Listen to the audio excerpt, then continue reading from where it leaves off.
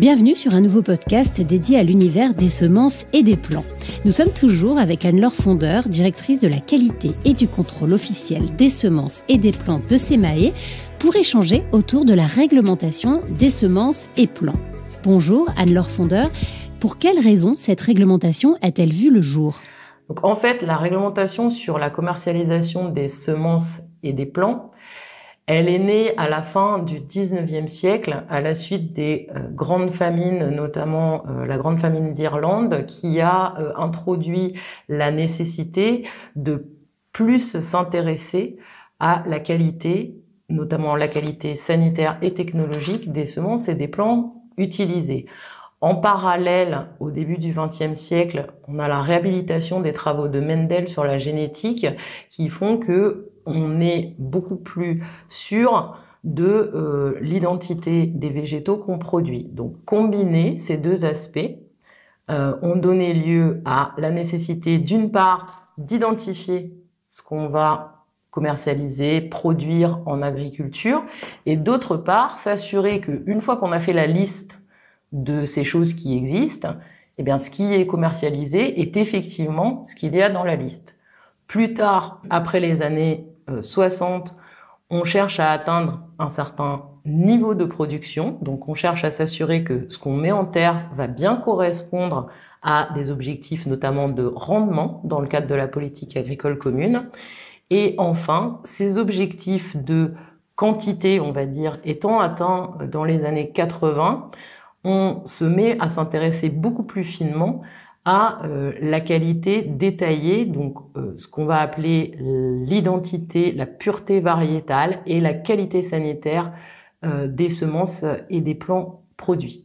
Donc c'est une réglementation qui s'étend en évolution de la fin du 19e à peu près au milieu du 20e, avec des objectifs qui évoluent. L'objectif premier, qui reste encore l'objectif aujourd'hui dans les semences et plants agricoles, c'est d'assurer un minimum de production pour la sécurité alimentaire. La sécurité alimentaire, c'est faire manger les populations. Très clair, merci. Pouvez-vous nous en dire un peu plus sur les critères de qualité liés à la commercialisation des semences et des plants ? Donc, les critères de qualité demandés pour la commercialisation des semences et des plants, ils sont principalement de trois ordres. Il y a un critère d'identité de la variété. Donc, en fait, on liste les plantes, les variétés existantes. Elles sont identifiées par des caractéristiques agronomiques qui leur sont propres. Et donc, on vérifie que c'est bien la bonne espèce et la bonne variété que vous avez dans le sac commercialisé. Exemple, si vous cherchez à acheter du blé, il faut quand même qu'on vous garantisse que dans le sac, il y a bien du blé et pas du maïs. Ensuite, vous avez des critères de qualité dits technologiques qui sont beaucoup plus fins au niveau de la variété. Donc, vous avez de la pureté variétale et de la pureté spécifique. Le critère de pureté variétale, c'est un critère qui vous impose que, en grosse majorité dans votre sac, vous avez bien la variété que vous achetez. Il suffit pas de dire oui, je vous vends du maïs. Si vous voulez acheter le maïs A, il faut être sûr que, en très grande majorité dans le sac, vous avez du maïs A. Vous pouvez pas avoir la moitié qui est du maïs B. Ensuite, au niveau de la qualité, il y a ce qu'on appelle la pureté spécifique. La pureté spécifique, c'est ce qui garantit que vous n'avez pas des cailloux à la place du maïs. Parce que vous cherchez à acheter le maïs A, vous voulez pas 40% de cailloux à mettre dans votre champ. Enfin, vous avez dans la qualité technologique la faculté germinative. Donc ça, c'est ce qui dit, quand vous allez mettre X graines dans le champ, combien vont donner une plante derrière. C'est très attendu au niveau du commerce, puisqu'évidemment, si on vous vend, encore une fois, si je reprends mon exemple du maïs, si on vous vend un sac de maïs dans lequel il n'y a que 10% des graines qui donnent des plantes, vous allez avoir un problème au niveau de votre utilisation agronomique et votre culture. Donc, vous cherchez pas à acheter quelque chose qui donne pas de plantes. Vous cherchez à acheter des graines qui donnent des plantes. Ça, c'est la faculté germinative. Toutes ces normes, elles ont des niveaux qui sont fixés au niveau des directives de commercialisation et qui sont parfois plus strictes aussi dans la transposition des États membres, mais il y a des niveaux minimums de base imposés par les normes européennes. La dernière série de qualité qui est imposée à la commercialisation des semences et des plants, c'est la qualité sanitaire. Quand on échange des végétaux en particulier, on essaie de ne pas déplacer des organismes qui sont soit directement nuisibles à la culture, soit qui peuvent être dangereux pour les animaux qui vont consommer ensuite les fourrages, voire les hommes, même si c'est plus rare. Donc il y a des exigences également de qualité sanitaire de commercialisation des semences et des plants. Les exigences phytosanitaires sont toujours fixées, elles aussi, au niveau européen. Elles ne dépendent toutefois pas des directives de commercialisation. Elles dépendent d'une règle sanitaire qui s'appelle le règlement santé des végétaux et qui s'applique directement dans tous les États membres depuis 2019. Pouvez-vous à présent nous parler de la façon dont se passe la mise en œuvre de la commercialisation des semences et des plants ? Alors, la réglementation sur la commercialisation des semences et des plants, elle est régie par deux grands principes au niveau européen. Les principes de base, c'est on est sur de la loyauté des transactions. Donc, il y a un principe qui est l'étiquette qui garantit ce que vous avez à l'intérieur du sac. Il y a un deuxième principe qui est celui de garantir en amont de la commercialisation. C'est-à-dire qu'en fait, on contrôle toutes les étapes de production avant que ça arrive à l'agriculteur ou au particulier qui achète des légumes. Donc ça, c'est les deux grands principes. En principe d'étiquetage, on a deux séries qui existent. Soit pour la plupart des semences agricoles comme les betteraves, les plants de pommes de terre, le maïs, les céréales, l'étiquette, c'est ce qu'on appelle une certification obligatoire des semences. Ça veut dire que l'étiquette qui est apposée sur le sac est une étiquette officielle qui garantit la qualité de ce qu'il y a à l'intérieur du sac de semences.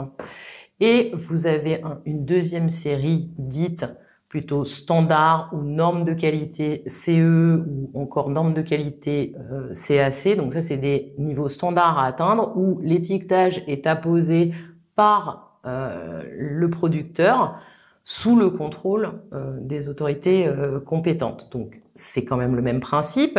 L'étiquette, elle garantit le niveau de qualité qu'il y a dans le sac.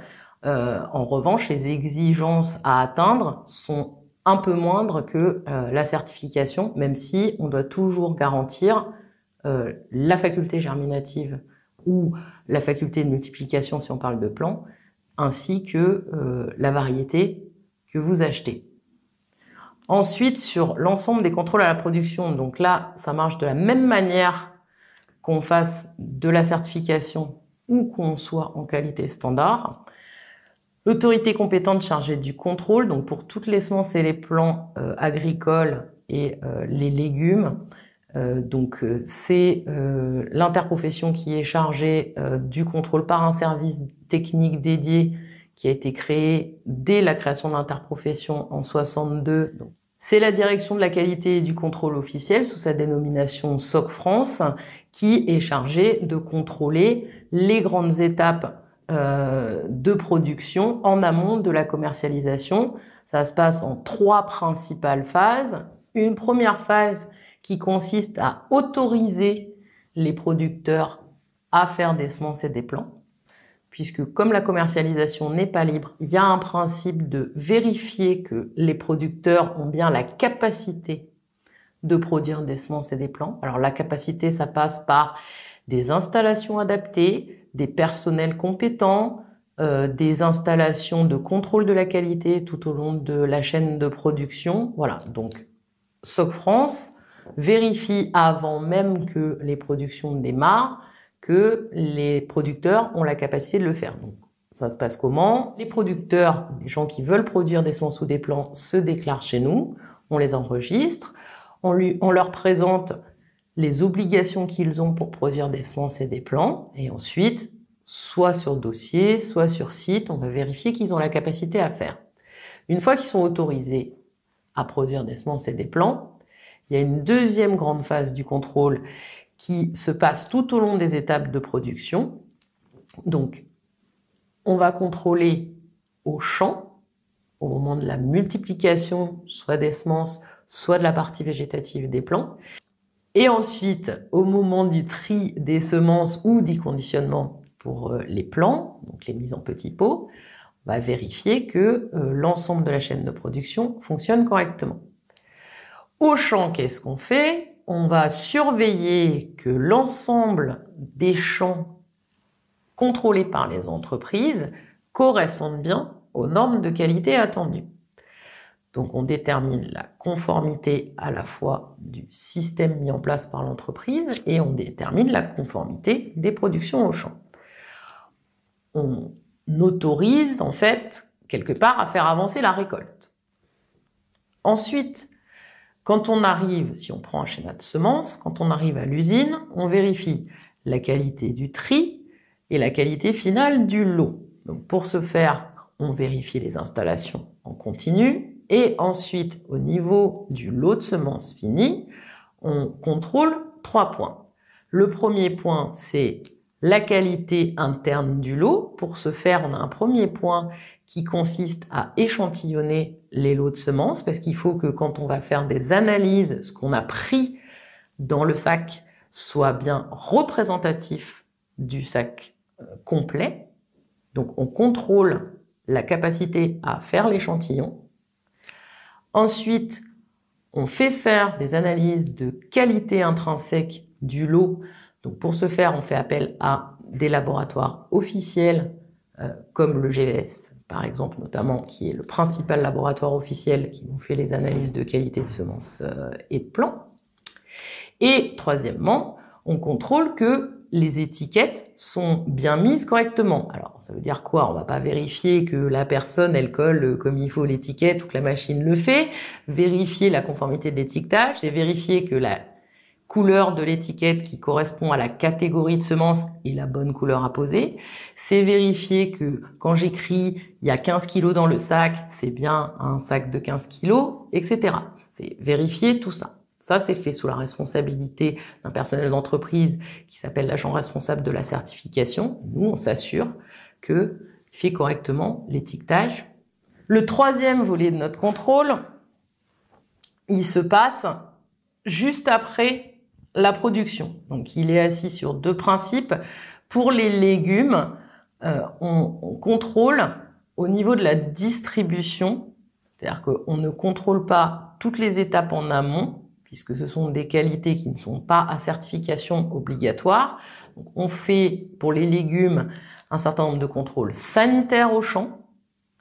Et les principaux axes de contrôle sont a posteriori de la mise en sac et de l'étiquetage pour vérifier a posteriori au niveau du distributeur que la faculté germinative notamment est bien présente. C'est-à-dire que quand un producteur va étiqueter sa germe à plus de 75%, nous, on va chercher un certain nombre de sacs et vérifier par des analyses de laboratoire, encore une fois, que c'est bien le bon niveau qui est affiché.